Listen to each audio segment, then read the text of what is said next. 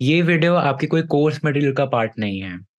मैं ये वीडियो इसलिए नहीं बना रहा कि ये इन्हांस करेगा आपकी जूरिस्प्रूडेंस के सब्जेक्ट मैटर को, but rather I want to make this video ताकि आप ये सब्जेक्ट को, ये कोर्स को आप जेन्युइनली परस्यू कर पाए।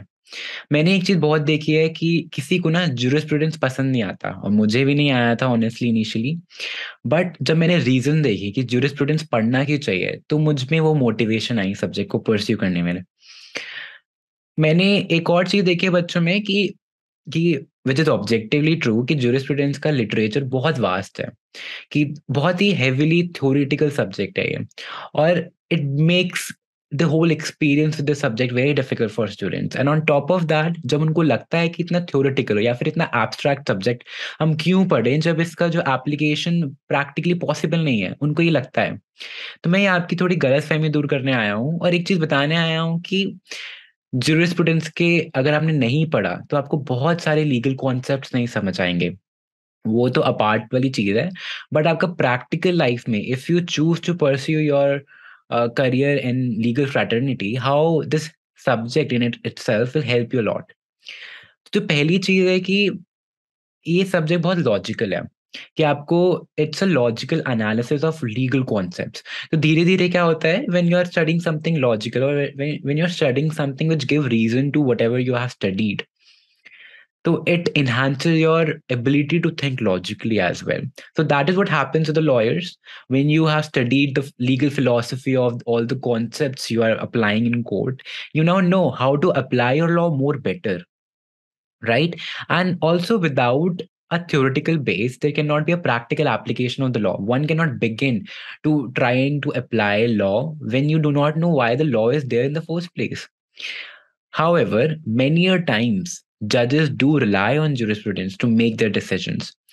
When there's a lacuna in the precedents, for example, जब एक गैप होता है, कोई जजेस के पास कोई इशू आया, उसमें गैप है इन अ सेंस कि उसका कोई उस इशू पे कोई लीगल प्रेसिडेंस नहीं है अवेलेबल, या फिर उस इशू पे कोई रूल और रेगुलेशन या फिर कोई इनैक्टमेंट नहीं है। तो इन सच सिनेरियोज जजेस do fall back to jurisprudence, जजेस do fall back to this legal philosophy या साइंस ऑफ लॉ की हम जो बात करते हैं, कि उससे वो अपने डिसीजन फॉर्म करते हैं। And fourth point which is very important, कि jurisprudence links law with sociology, psychology, economics, politics and anthropology. कि हम जब बात करते हैं कॉन्ट्रैक्ट लॉ की, one cannot understand why the rules are framed the way they are without understanding the economic of the country, without understanding the subject of economics. And when you talk about law of crimes, you cannot understand why some certain uh, rules or provisions are the way they are without understanding the criminology or the psychiatry behind it, right? And fifth point is again just encapsulating the whole idea why jurisprudence is important, that jurisprudence gives underlying principle of law. It just tells you the justification of what you have read so far, कि आपको जब पता है कि ये law क्यों exist करता है, जब आपको ये पता है कि ये law why is it framed the way it is, तो आप उसको अप्लाई बहुत अच्छे तरीके से कर सकते हैं। तो आपको रटने की जरूरत नहीं पड़ेगी, आपको बस अंडरस्टैंडिंग मिल जाएगी, आपको बस आइडिया होगा कि ये क्यों है, ऐसा क्यों है। और ये फिलॉसफी आपको यही ब्रॉडन करने में हेल्प करती है। तो इसीलिए मैं चाहता हूँ कि जो भी इस कोर्स को परस्यू कर रहा है वो जेन्यूनली करे, because I am telling you, any theoretically heavy loaded subject which you will come across, like constitution, आप constitution you cannot understand it without knowing jurisprudence. आधा constitution सर के ऊपर से जाएगा अगर आपको jurisprudence नहीं आता। और बहुत सारे सब्जेक्ट जैसे कंपनी लॉ हो गया, हमारे टीचर्स ने क्या किया था, कंपनी लॉ से पहले jurisprudence बताया था कि कंपनी लॉ एग्जिस्ट क्यों कर रहा है, उसकी हिस्ट्री, उसकी reasoning, everything. This is what is jurisprudence is. So I hope आप genuinely pursue करिए सब्जेक्ट को, and I hope to see you in the course. Thank you. Obviously ये हमारा फर्स्ट लेक्चर है, तो हम इसी से शुरुआत करेंगे कि ज्यूरिस्प्रूडेंस का मतलब क्या होता है। तो बच्चों को लगता है कि ज्यूरिस्प्रूडेंस का मतलब लॉ होता है, ये थोड़ी गलत फहमी है। तो चलो ब्रेक करते हैं गलत फहमी को भी और इस वर्ड को भी। जैसे कि ज्यूरिस्प्रूडेंस को अगर हम ब्रेक करेंगे तो मतलब क्या आएगा। तो ज्यूरिस का मतलब, हाँ लैटिन में ज्यूरिस को लॉ ही बोलते हैं, इतना तो बच्चे सही हैं लेकिन प्रूडेंस भी ऐड होता है इसमें आगे। तो प्रूडेंस को जनरल पार्लेंस में वी मीन नॉलेज। तो in context of juris here, we here mean from prudence that is knowledge of law या फिर philosophical aspect of law. तो jurisprudence in whole means science of law or maybe philosophy of law. तो jurisprudence को किसी ने define नहीं किया है एज सच, लोगों ने ट्राई किया है but it's just such a big concept कि इसको डिफाइन करना पॉसिबल नहीं है. तो मेजरली जूरिस्ट क्या कहते हैं कि jurisprudence की डेफिनेशन बच्चों को अकेडमिक पर्पसेस के लिए तब पढ़नी चाहिए जब पूरा कॉन्सेप्ट उन्हें पता हो. And majorly it is encouraged that students would come up with the definition themselves, कि वो खुद they come up with the definition rather than reading it from somewhere, क्योंकि इतना वाइड सब्जेक्ट है, इसको कुछ चंद लाइनों में इनकैप्सुलेट करना पॉसिबल नहीं है. तो इन लॉ हमने जैसे बात करी कि बच्चों को लगता है जूरिस्प्रूडेंस का मतलब है लॉ. तो लॉ में क्या होता है, we are trying to find a relevant rule, ठीक है. बट जूरिस्प्रूडेंस में क्या होता है, हम justification of that rule find करते हैं. अब मैं एग्जांपल से बताता हूँ. जैसे इंडियन कॉन्ट्रैक्ट एक्ट में आप सेक्शन 27 देखें तो उसका वो बोलता है contract in restraint of trade is void. तो this is a rule laid down with the law of contract. तो जो रूल है ये एक लॉ है, but the reason for the existence of such rule, कि जो जस्टिफिकेशन बिहाइंड है इस रूल के, दैट इज जूरिस्प्रूडेंस. तो जस्टिफिकेशन की हम बात करें तो justification involves looking at the morality, ethics and other related phenomena. जो लॉ है आपका ऑब्जेक्टिवली वो तो लिखा हुआ है, लेकिन वो लॉ ऐसे क्यों एग्जिस्ट कर रहा है या फिर लॉ ऐसे में क्यों लिखा हुआ है, मतलब why is it written the way it is written, ये वाली इंफॉर्मेशन आपको जस्टिफिकेशन से ही मिलेगी. इसलिए मैं बोलूंगा कि amplitude of jurisprudence is wide. ये मैं नहीं बोल रहा वैसे, ये बोलते हैं कि जैसे लॉ तो आपका सिर्फ एक रूल है, बट जूरिस्प्रूडेंस उस रूल का एक पूरी थ्योरी है, लीगल थ्योरी है, पूरी एब्स्ट्रैक्ट इंफॉर्मेशन है. तो ऑब्वियसली जो जूरिस्प्रूडेंस है वो वाइडर सब्जेक्ट है. तो मैंने वाइडर में क्यों बोला है इसको, क्योंकि जूरिस्प्रूडेंस को आप एक स्पेस मानो, और जो ज्यादातर जूरिस्ट करने की ट्राई कर रहे हैं वो उस स्पेस को डिफाइन करने की ट्राई कर रहे हैं. जो बाउंड्री है जूरिस्प्रूडेंस की उसको वो डिफाइन करना चाह रहे हैं.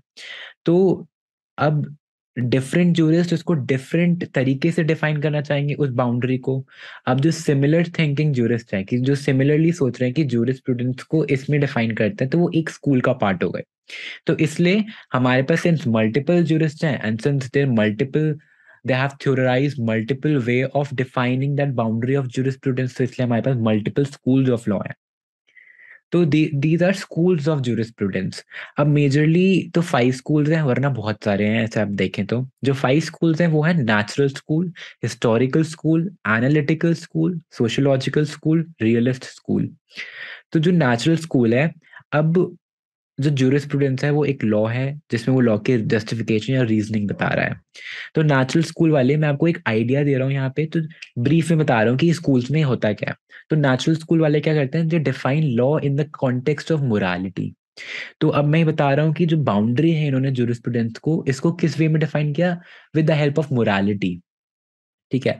अब हिस्टोरिकल स्कूल ने दे define that boundary in terms of historical development of law, कि हिस्टोरिकली वो लॉ कैसा था, अब वो लॉ कैसे इवॉल्व हो रहा है. तो that is what historical school concern itself with. ठीक है. अब एनालिटिकल स्कूल है जो ये डिफाइन करता है लॉ को इन कॉन्टेक्स्ट ऑफ सोवरेनिटी. ये आपको शायद अभी समझ नहीं आएगा, बट यही स्कूल को हम पिक करेंगे इसके बाद, तो आपको पूरा अच्छे से समझ आ जाएगा इसका मतलब क्या है. मतलब मैं आपको यहाँ पे ये बताने की कोशिश कर रहा हूँ सिर्फ कि जो भी ज्यूरिस्ट हैं या फिर जो भी स्कूल है, they are doing nothing but trying to define this boundary of jurisprudence, कि आप ज्यूरिस्प्रूडेंस को समझना कैसे चाहिए और ज्यूरिस्प्रूडेंस है क्या, यही ज्यूरिस्ट बता रहे हैं. और सोशियोलॉजिकल स्कूल में दे define law in the context of society. Realist school है, बहुत रीसेंट डेवलपमेंट है, यूएसए से आई है. अभी we are not concerning ourselves in this course, क्योंकि ये इतना इंपॉर्टेंट नहीं है इन टर्म्स ऑफ एंट्रेंसेस या फिर कोई भी आप एग्जाम दे रहे हो अपने कॉलेज में. तो हम first school of thought pick करेंगे analytical school of thought. Analytical को हम पॉजिटिव भी बोलते हैं. पॉजिटिव क्यों बोलते हैं, क्योंकि पॉजिट का मतलब होता है when the law is emanating from certain position, कि पॉजिट कहीं से लॉ आ रहा है, निकल के आ रहा है. अब वो जगह कौन सी हो सकती है, वो पोजीशन कौन सी हो सकती है, वो एक सोवरेन भी हो सकता है या फिर एक किंग, एक ही चीज है वैसे, या फिर एक गॉड भी हम फिगर ले सकते हैं कि गॉड फिगर है जो हमें लॉ बता रही है। तो wherever this is coming from, ये पॉजिटिव स्कूल ऑफ थॉट है। मतलब पॉजिटिव स्कूल ऑफ थॉट वाले क्या बोलते हैं, लॉ की एक डायरेक्शन है from which it is coming from. तो पॉजिटिविस्ट जो होते हैं they tries to understand law as it really is. मतलब जैसा पेपर में लिखा है, जैसा बेयर एक्ट में आपको लॉ लिखा हुआ मिलेगा, the positivist will concern themselves only with how it is written, कि व्हाट इज रिटन। वो लिटरल इंटरप्रिटेशन वाले लोग हैं कि, but they just concern themselves with what law is, not what law should be or what law ought to be, कि law को होना क्या चाहिए। वो एस्पिरेशनल वे में नहीं देख रहे हैं, वो इस वे में देख रहे हैं कि लॉ में लिखा क्या है, that is what they are just concerned with. तो जो टर्म है positivism, it means law emanating from real source. अब जो रियल सोर्स है ये एमिट हो रहा है लॉ, और ये जो लॉ है ऑब्लिगेटरी है, ये बाइंडिंग है। बाइंडिंग क्यों है, क्योंकि इसमें सैंक्शन लगता है if obedience is not followed with this rule. तो law here is treated as command emanating from state.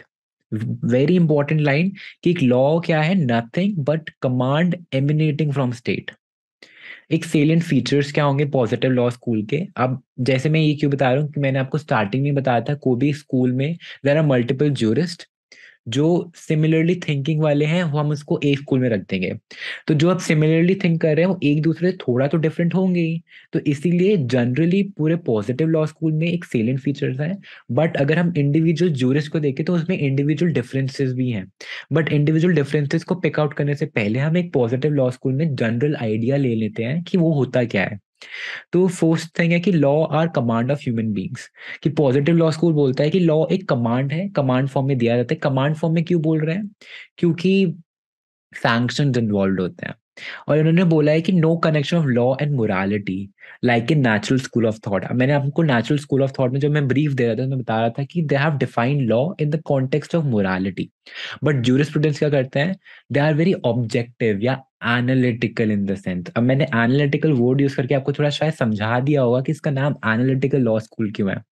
क्योंकि इन ये बस लॉ को एज इट इज पढ़ना चाहते हैं। ये बोलते हैं कि कोई अदर चीज की मोरालिटी है या एथिक्स है, वो उसका पार्ट नहीं है, जूरिस्प्रूडेंस का पार्ट नहीं है इनके हिसाब से। तो they studies law as it exists in the present form, that is law as it is, as opposed to moral or natural law of what it ought to be। कि law को कैसा होना चाहिए, कि instead they are just studying कि law है क्या, present form में क्या है। And it only focuses on law and excludes all other external consideration, example morality, religion, ethics, historical origin और development। अब मैंने ये एग्जाम्पल क्यों लिए हैं, ये बिल्कुल पोर्टिकल एग्जाम्पल क्यों लिए हैं, क्योंकि दूसरे लॉ स्कूल को मोरालिटी पसंद है। एक को मोरालिटी पसंद है तो वो नेचुरल स्कूल ऑफ थॉट हो गया, जिसको हिस्टोरिकल ओरिजिन और डेवलपमेंट से कंसर्न करना है लॉ को, कि उस कॉन्टेक्स्ट में वो पढ़ेगा, उस कॉन्टेक्स्ट में वो जूरिस्प्रूडेंस को डिफाइन करेगा, उसकी बाउंड्री को डिफाइन करेगा। वो है historical school of thought. First we will pick up John Austin. John Austin को फाउंडर ऑफ एनालिटिकल स्कूल भी बोलते हैं, and for this reason the school is also called Austinian school. तो जो मैंने एक्सपीरियंस करा, कि जब मैंने जॉन ऑस्टिन का बैकग्राउंड समझा, तब मुझे इनकी थ्योरी और बेटर तरीके से समझ आई। तब मुझे ये समझ आया कि जो उन्होंने कहा वो क्यों कहा। तो इसीलिए मैं चाहता हूँ कि मैं आप लोगों को पहले बैकग्राउंड पढ़ाऊँ थ्योरी से पहले। तो इनका बैकग्राउंड ये है कि ये एक इंग्लिशमैन है, and he had an army background. इनका जो वर्क था वो फेमस हुआ इनके मरने के बाद, इनके देहांत के बाद, that is it got famous posthumously. अब इनका जो लॉ से रिश्ता है वो इंग्लैंड से ही शुरू हो गया था, कि he had studied law in England and also again when he was posted while being in army in Germany, he also studied law there in German libraries. तो not only he is familiar with English law जो उनका common law है, but also he studied German law in German libraries as well. तो जो Germany का उस time पे law था वो रोमन लॉ था, रोमानिक लॉ था, एक कोडिफाइड लॉ होता है वो।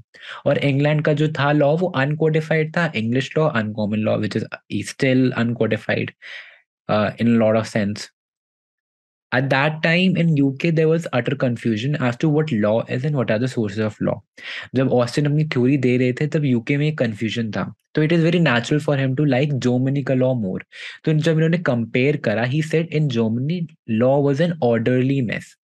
तो Austin very much disliked England का लॉ, बिकॉज यहाँ पे जुडिशरी लॉ मेक कर रही थी, लॉ मेकिंग पावर जुडिशरी के पास बहुत थी।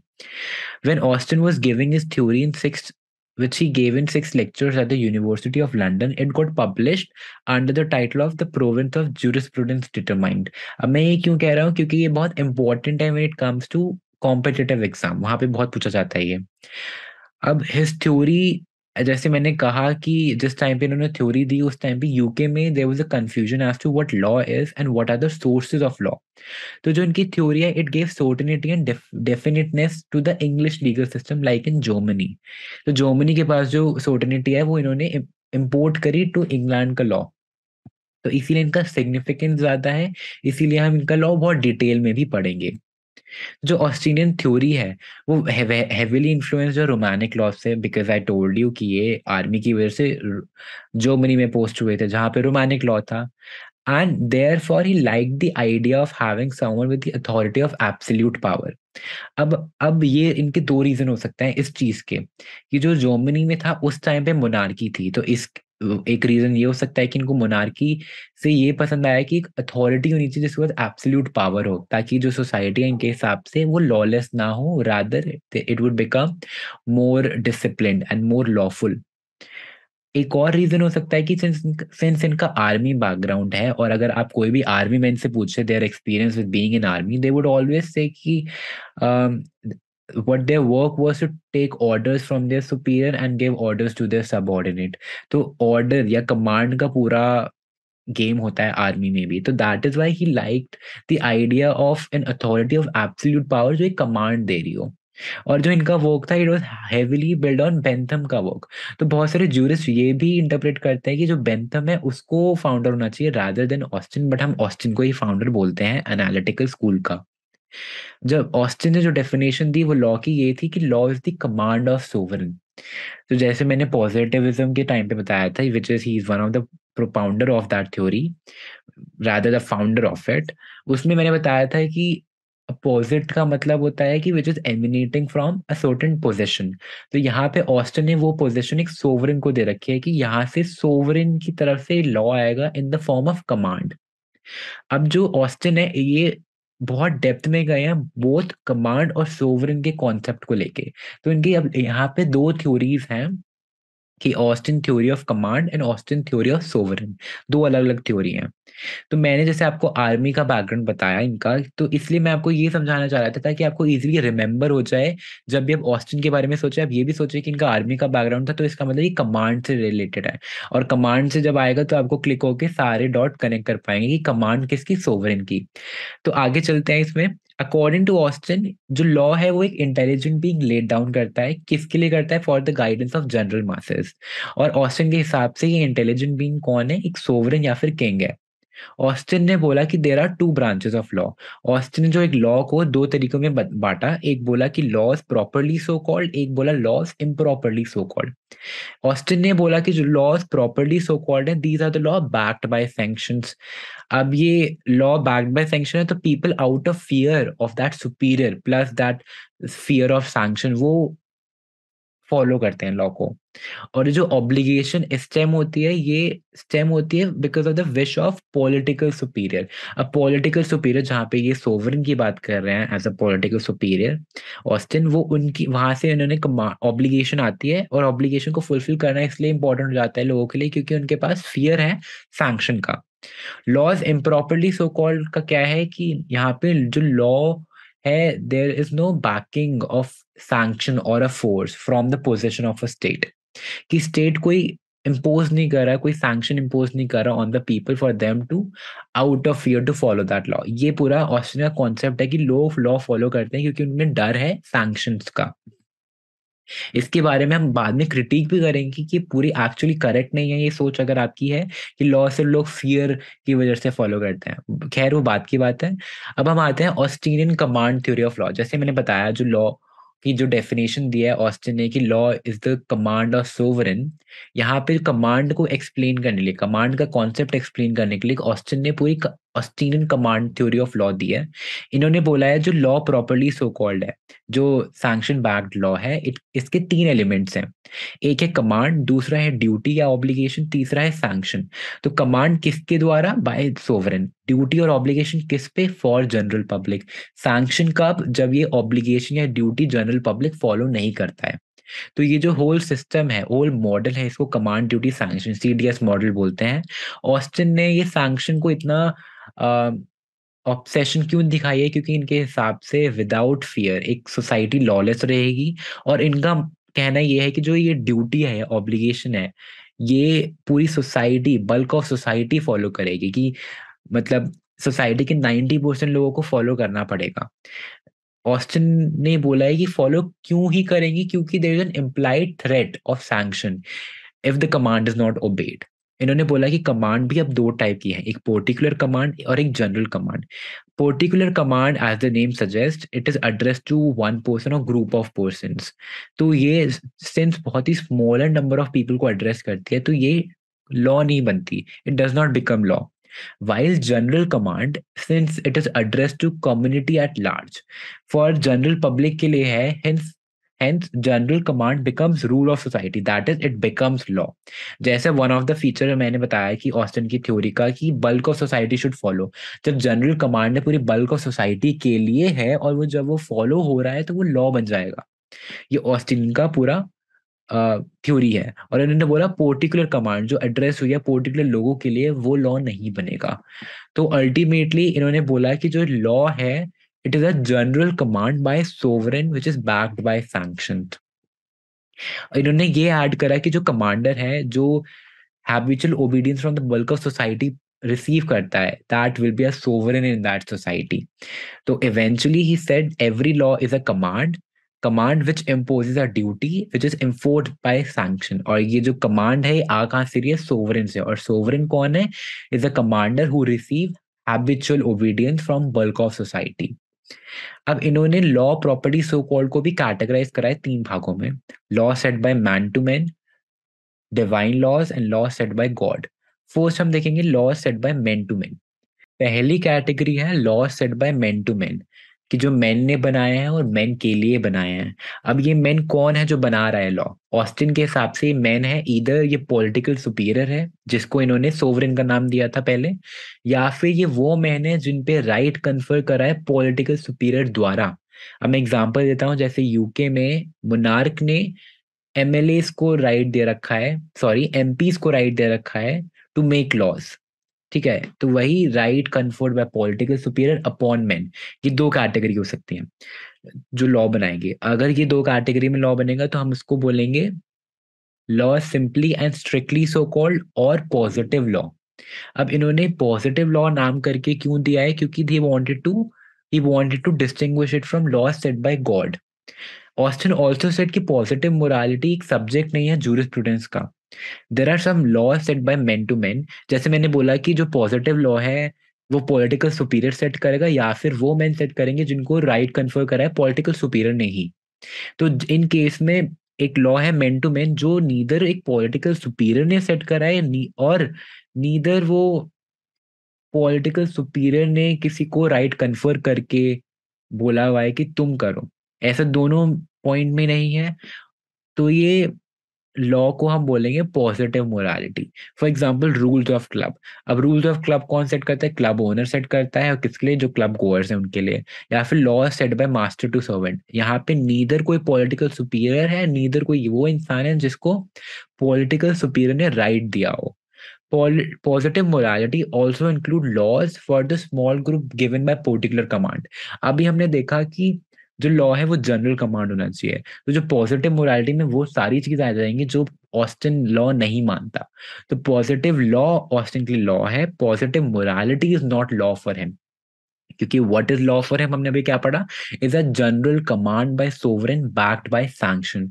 बाय सोवरेन होनी चाहिए, ठीक है, और एक जनरल कमांड। तो पॉजिटिव मोरालिटी एक पर्टिकुलर कमांड भी हो सकती है, और पॉजिटिव मोरालिटी वो लॉ भी हो सकते हैं जो पॉलिटिकल सुपीरियर द्वारा हो, या फिर सॉरी पॉलिटिकल पॉजिटिव मोरालिटी वो लॉ हो सकते हैं जो पॉलिटिकल सुपीरियर द्वारा ना हो, या फिर जो right conferred by political superior upon man ने ना बनाए हो।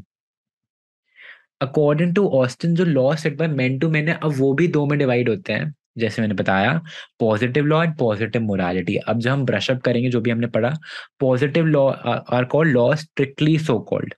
ठीक है, ये एक जनरल कमांड है, मासेस के लिए है, and it is made by political superior और by men on whom rights are conferred by superior. और ये सब्जेक्ट मैटर ऑफ जूरिस्प्रूडेंस है। पॉजिटिव लॉ, ऑस्टिन बोलता है कि only positive law is the subject matter of jurisprudence. तो positive law को Austin ने प्रॉपर लॉ माना है कि that which gives rise to proper rights. Positive morality on the other hand, Austin ने बोला है कि पर्टिकुलर या स्पेसिफिक कमांड है and given by small group to specific. For example हमने क्लब वाला एग्जांपल लिया था कि जो मैन टू मैन बनाया है लॉ, लेकिन किस मैन ने बनाया, जो पॉलिटिकल सुपीरियर नहीं है, या फिर जो मैन पे राइट कन्फर्म नहीं करे पॉलिटिकल सुपीरियर ने टू मेक लॉज। अब उसके हिसाब से, ऑस्टिन के हिसाब से, positive morality is not part of jurisprudence, it comes into a different branch all together. अब इसके एग्जांपल है कुछ नॉर्म्स, जैसे कि norms, customs, not command of sovereign, ऐसी कोई कमांड जो सोवरेन ने नहीं दी है, या फिर इंटरनेशनल लॉ। तो यस, इंटरनेशनल लॉ को ऑस्टिन पॉजिटिव लॉ या फिर जूरिस्प्रूडेंस का पार्ट नहीं मानता। इसका क्रिटिसिज्म भी हम आगे पढ़ेंगे। Laws strictly not strictly so called. अब इसको हम law not strictly so called क्यों बोल रहे हैं? क्योंकि हमने पॉजिटिव लॉ को लॉ स्ट्रिक्टली सो कॉल्ड बोला है क्योंकि 3 एलिमेंट्स में इसमें प्रेजेंट है, जो कि थे CDS, command, duty and sanction. अब laws not strictly so called में इसमें से कोई एक या दो एलिमेंट मिसिंग होंगे, जो कि कमांड, ड्यूटी और सैंक्शन में से कोई मिसिंग होगा। इसको हम लॉ बाय एनालॉजी भी बोलते हैं। अभी हम आगे पढ़ेंगे कि एनालॉजी वाला लॉ क्या है। अब सेकंड था हमारा category law set by God. Austin ने क्लैरिफाई नहीं करा कि is he talking about religion और कमांडमेंट फ्रॉम गॉड में, या फिर प्रॉफिट से जो कमांडमेंट है, या फिर रिलीजन। इन्होंने क्लैरिफाई नहीं करा।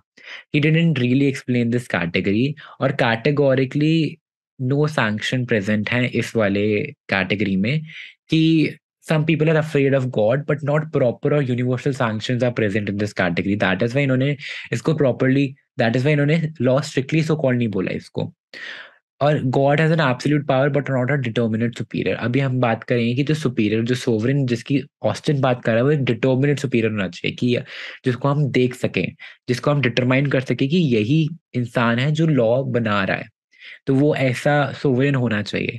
But in case of law set by God, एक गॉड कोई डिटर्मिनेट सुपीरियर नहीं है, कि मतलब कोई देख नहीं सकता। इसीलिए ऑस्टिन के हिसाब से ये not strictly so called law है, लॉ में आता है। डिवाइन लॉज है। अब there are laws of nature. Laws of nature मतलब जो मैनिफेस्टेड है to men by the light of nature, की बेसिक इंस्टिंक्ट जो ऑलरेडी एग्जिस्ट करता है ह्यूमन में। फॉर एग्जाम्पल मोरालिटी, जो मॉरल कंपस है, या फिर कॉन्शियंस, या फिर व्हाट इज गुड और bad, this idea of what is good और बैड, ये सारे डिवाइन लॉज में आते हैं। नेचुरल लॉ है कि ये पहले से ही एग्जिस्ट करते हैं। Many interpreters have combined divine laws and laws set by God into one, since Austin only focused on positive law. इनको पढ़ने का कोई मेजर रीजन नहीं है, क्योंकि पॉजिटिव लॉ के बारे में ऑस्टिन ने ज्यादा बात करी है कि वही जूरिस्प्रूडेंस का पार्ट है, and rest of everything which is I am talking about law set by God, divine laws, या फिर positive morality on that note, वो सारे जूरिस्प्रूडेंस का पार्ट नहीं होते। सिर्फ positive law is the part of jurisprudence according to Austin. तो according to Austin, Austin ने दोबारा लॉज इम्प्रॉपरली सो कॉल्ड को डिवाइड करा। जैसे आपको मैंने बताया था, लॉ ऑफ एनालॉजी जो कि पॉजिटिव मोरालिटी का पार्ट है, इसको हम यहाँ पे समझेंगे कि लॉ ऑफ एनालॉजी जो है, it's a law set by mere opinion in the society, और विद टाइम ये जो ओपिनियन है वो बिकम कस्टम या ट्रेडिशन ऑफ दैट सोसाइटी। और अगर ये कस्टम या tradition if accepted by political superior और फिर वो कोडिफाई हो जाता है, then it becomes law, then it becomes part of positive law. ठीक है। अगर ये नहीं होता है, अगर ये पॉलिटिकल सुपीरियर एक्सेप्ट नहीं करता, वो तो तब वो लॉ ऑफ एनालॉजी रह जाएगा, तब वो लॉ इम्प्रॉपर्ली सो कॉल्ड, मतलब वो नॉट पार्ट ऑफ जूरिस्प्रूडेंस बनेगा तब तक। तो इसके एग्जांपल है custom, tradition, law of fashion की, कैसे ड्रेसअप करना चाहिए सोसाइटी में, या फिर international law which is based on customary laws of different countries, या फिर हाउ वन शुड मैरी। ये छोटी छोटी कस्टम्स या ट्रेडिशन, ये जब जब तक एक्सेप्टेड नहीं होते पॉलिटिकल सुपीरियर द्वारा, तब तक ये एक लॉ इम्प्रॉपर्ली सो कॉल्ड का पार्ट है। लॉ बाय मेटाफोर में आता है expression of uniformity of nature accepted by society. मतलब जैसे लॉ ऑफ ग्रेविटी है, पूरी यूनिफॉर्मिटी के साथ पूरी सोसाइटी एक्सेप्ट करे, यूनिवर्सली एक्सेप्ट करे, तो that is law of metaphor. या फिर अर्थ शेप है, major portion of community, major portion of society accept that it is round या ऑब्लिकल समथिंग शेप है। तो these expressions are already present in nature and which one cannot deny, but ये law का part नहीं है। तो पॉजिटिव लॉ ही according to Austin is the only subject matter of jurisprudence, बाकी अलावा कोई जूरिस्प्रूडेंस का पार्ट नहीं है। तो ऐसे ही ऑस्टिन ने जूरिस्प्रूडेंस की बाउंड्री को डिफाइन करा है, coming back to what I started with. तो अब ऑस्टिन की कमांड थ्योरी का क्रिटिसिज्म 3 हिस्सों में है। पहला है कि ऑस्टिन ने इंटरनेशनल लॉ को एक पॉजिटिव मोरालिटी के अंडर रखा है। दैट इज, उसने पॉजिटिव लॉ में नहीं माना, उसने उसको इम्प्रॉपरली सो कॉल्ड समझ लो, उसने मान लिया है कि वो लॉ ऑफ ऑनर या लॉ ऑफ फैशन के साथ है।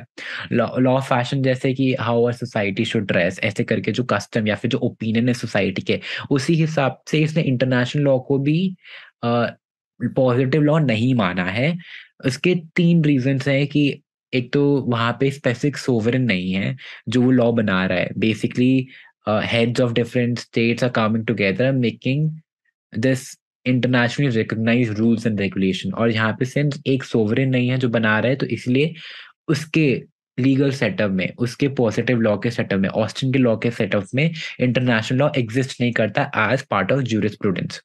एक और रीजन है कि वहां पे सैंक्शंस नहीं है, बट वो मॉडर्न टाइम्स में वो चीज फिट नहीं बैठती है, क्योंकि WTO वगैरह जैसी ऑर्गेनाइजेशन सैंक्शंस भी इम्पोज करती हैं। सैंक्शंस नहीं है, इसलिए भी इंटरनेशनल लॉ को वो लॉ नहीं मानता। And the term he use proper, और यहाँ पे इन्होंने इम्प्रॉपर और प्रॉपर टर्म यूज करा है। तो व्हाट इज अ प्रॉपर और improper, that is very arbitrary and vague. Since laws are ultimately laws की, वो लॉ ही है चाहे प्रॉपर हो या इम्प्रॉपर हो, तो it should be subject matter of jurisprudence. According to him, laws are only laws when they are accompanied by 3 element which is CDS मॉडल: command, duty and sanction. तो एग्जाम्पल जैसे मैं बताऊं, पावर कन्फरिंग लॉज की जो power देता है to make well और पावर टू बाय प्रॉपर्टी, ऐसे लॉ जहाँ पे सैंक्शन नहीं है, तो आप फिर ऑस्टिन के जो ये लीगल सेटअप है, इसमें ऐसे लॉ कैसे फिट बैठेंगे, फिर वो जूरिस्प्रूडेंस का पार्ट कैसे बनेंगे? तो ये एक और क्रिटिसिज्म है। तीसरा क्रिटिसिज्म ये है कि ऑस्टिन ने सैंक्शंस पे कुछ ज्यादा ही फोकस कर दिया है। तो applicability of law is not just out of fear of sanction, कि लोग सिर्फ डर की लॉ को फॉलो नहीं करते, but there are other several factor जो जो ऑस्टिन ने इनकॉर्पोरेट नहीं करे अपनी थ्योरी में, जैसे कि सिंपैथी या रीजन। ये वाले भी फैक्टर्स हैं जो लोग फॉलो करते हैं, कि just out of the sake of that it make sense people would follow certain laws, वहां पे फियर का एस्पेक्ट नहीं आता। बट स्टिल वो आइडिया फिट नहीं बैठता ऑस्टिन की थ्योरी में, that is why it is one of the criticism. Next हम मूव करते हैं ऑस्टिनियन थ्योरी ऑफ सोवरेनिटी। जैसे कि मैंने बताया था, ऑस्टिन की लॉ की definition is law is the command by the sovereign. ठीक है, कमांड को हमने कमांड थ्योरी में पढ़ लिया, अब थ्योरी ऑफ सोवरेनिटी में हम सोवरेन को समझेंगे कि ये कॉन्सेप्ट क्या है। तो according to Austin, the greatest difference between positive law and positive morality, positive law जो जूरिस्प्रूडेंस का पार्ट है, positive morality the rest which is not part of jurisprudence, which is basically law not strictly so called, ऐसे जो उन्होंने बोला था Austin ने। इनका मेजर डिफरेंस है is the fact that the former, that the positive law was set by a political superior. यही major difference है। तो पॉलिटिकल सुपीरियर की एग्जिस्टेंस ही ऑस्टिन की लीगल फ्रेमवर्क को वैलिडिटी देती है, वो उस जूरिस्प्रूडेंस का पार्ट बनाती है। इसलिए सोवरेन को समझना इंपॉर्टेंट हो जाता है। तो political superiors technically are sovereign, कि जो ऑस्टिन जो पॉलिटिकल सुपीरियर की बात कर रहा है वो सोवरेन ही है।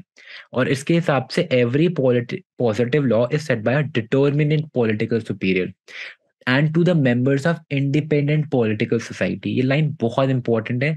अभी हम समझते हैं डिटर्मिनेंट पॉलिटिकल सुपीरियर क्या होता है। Determinate is someone which can be determined कि ये इंसान is the political superior, is the commander, and who is giving command and whose command is being followed, and obedience of bulk of society is being received by, वही एक sovereign है। Austin ने concept of sovereign को 2 mark या characteristic से develop करा है। Positive mark which is positive aspect, कि एक डिटर्मिनेट इंडिविजुअल को it should receive habitual obedience from the bulk of society, only then can be sovereign. तो ये पॉजिटिव चीज है। एक नेगेटिव एस्पेक्ट है, एक नेगेटिव मार्क क्या है, नेगेटिव कैरेक्टरिस्टिक क्या है, कि superior himself is not in the habit of obedience to the like superior. कि मतलब जो कमांडर है वो अनकमांडेड है, वो सुपीरियर किसी और की नहीं सुन रहा है, वहीं पे यहीं पे आपका कॉन्फ्लिक्ट आ रहा है कि इंटरनेशनल लॉ में आपको एज अ सुपीरियर दूसरे हेड्स ऑफ स्टेट्स की भी सुननी पड़ रही है, तो इसीलिए वो इंटरनेशनल लॉ फिट में नहीं आ रहा है ऑस्टिन के होल कॉन्सेप्ट ऑफ लॉ के, क्योंकि ऑस्टिन के हिसाब से जो सुपीरियर है दैट इज अनकमांडेड, वो किसी और की कमांड्स को नहीं सुन रहा है, बट इंटरनेशनल लॉ में superior is listening to some commands, इसीलिए वो एक लॉ नहीं है ऑस्टिन के हिसाब से। अब इस थ्योरी ऑफ सोवरेनिटी का भी क्रिटिसिज्म है, बिकॉज ये एक परफेक्ट थ्योरी नहीं है। पहला क्रिटिसिज्म है, can a determinate superior be discovered who can give command. तो जो सुपीरियर की बात कर रहा है ऑस्टिन, या क्या वो सुपीरियर मॉडर्न टाइम्स में एग्जिस्ट करता है? Answer is clear no. In modern times no determinate can be there, because state machinery जो है वो नंबर ऑफ पीपल से रन होती है या फिर नंबर ऑफ इंस्टीट्यूशन द्वारा रन होती है। Example MPs when they make statutes they also have to obey society के rules। तो जो MP है जब since they are obeying certain rules as well, तो वो अनकमांडेड कमांडर तो है नहीं, अगर वो नहीं है तो वो सोवरेन भी नहीं है। और उसी तरीके से the commander has to obey some commands to, जैसे मैंने इंटरनेशनल रिलेशन का आपको एग्जांपल बताया, also to commands which emanate from previous commander और अदर सोर्सेज, कि जैसे जो कमांडर है अब नया कमांडर बना है तो उसको पुराने कमांडर के लॉ से अबाइड करना पड़ेगा। तो सम कमांड विच, या फिर जो some command which has already existed in society उसको वो उसको फॉलो करना पड़ेगा, तभी बेसिकली आपको सोसाइटी में रिस्पेक्ट मिलेगी, अगर you are following up with what society have already thought as something that should be followed. तो कमांडर एक अनकमांडेड हो ही नहीं सकता, बेसिकली मतलब ये है। If Australian commander can never be bound by any rule, कि ऑस्टिन के हिसाब से वो रूल से बाउंड नहीं है, then how is he creating law? कि हमारा मेजर पॉइंट है कि he must be creating law under certain rules, and if certain rules are being followed by such commanders तो वो अनकमांडेड कैसे है? So therefore, Austin's determinate uncommanded command cannot be found in modern times. Second criticism ये है कि Austin ने de facto और de jure sovereign को कंफ्यूज कर दिया। डी फैक्टो सोवरेन क्या है? जो who receives obedience, de facto, and de jure jure sovereign is the law making body, कि who are actually making laws. अब मैं एग्जांपल के थ्रू बताता हूँ, यूके में क्या होता है, the crown receive allegiance from society, that is they are de facto sovereign, की who are receiving obedience, and the parliament is the supreme law making body with the approval of the crown. कि crown ने अपनी power delegate करके parliament को दे दिया है कि you go ahead and make law on our behalf. तो de jure sovereign तो पार्लियामेंट ही है। Therefore, when Austin said uncommanded commander, he must have meant de jure sovereign. तो उसने ऑस्टिन ने डी फैक्टो और डी जूरे के between में ही हैड गॉटन कंफ्यूज्ड। तीसरा क्रिटिसिज्म है कि Austin said sovereign enjoys illimitable indivisible and continuous power. Indivisible का मतलब कि जो डिवाइड नहीं हो सकती, इलिमिटेबल का मतलब जिसकी कोई लिमिट नहीं है। अगर ऐसा है then how is delegation of power is happening? कि जैसे मैंने अभी आपको एग्जांपल बताया यूके में कि पार्लियामेंट को क्राउन ने डेलीगेट कर रखा है for the law making functions. अगर डेलीगेट करा है तो how is the power indivisible? Isn't the power divisible? Only then can the delegation happen. यही क्वेश्चन है बहुत ही बड़ा जो ऑस्टिन आंसर नहीं कर पाए हैं। And on the other hand Bentham के जो सोवरेन है it can be divided. He give the example of US के डिफरेंट इंस्टीट्यूशन में वो पावर डिवाइडेड है, इसीलिए वो एक सोवरेन की तरह वो करता है। बेंथम की थ्योरी ज्यादा बेटर है ऑस्टिन से इस मामले में। अब क्रिटिसिज्म समझने के बाद आपको इतना तो आइडिया हो गया होगा कि ऑस्टिन की थ्योरी क्या है और उस थ्योरी में फॉल्ट्स कहाँ कहाँ पे हैं। अब इतना सब समझने के बाद can you think whether this Australian theory can be applied in Indian context? आप ये 2 मिनट के लिए वीडियो पॉज कीजिए और खुद सोचिए। तो क्लियर आंसर है नो, क्योंकि there is no sovereign since we have separation of power. Indian context में, इंडियन लीगल सिस्टम में देर आर 3 विंग्स जो अपने अपने काम करती हैं, तीनों wing is important for the functioning of society. तो जब तीनों विंग्स अलग अलग काम कर रही हैं और तीनों विंग एक ही सोसाइटी के लिए काम कर रही हैं तो सोवरेन तो हो ही नहीं सकता। And even if we consider legislature a sovereign body, क्योंकि वो लॉ मेकिंग फंक्शन कर रही है, बट हम तब भी उसको सोवरेन नहीं मांग सकते, क्योंकि जो लेजिस्लेचर है they reflect the will of people, क्योंकि पीपल वोट कर रहे हैं and they are representing people, legislatures are representing people, तो they are not making laws according to their own free will. And since they are not uncommanded commander and they are playing by the rules of society, we cannot call them sovereign. क्योंकि Austin का sovereign is uncommanded commander.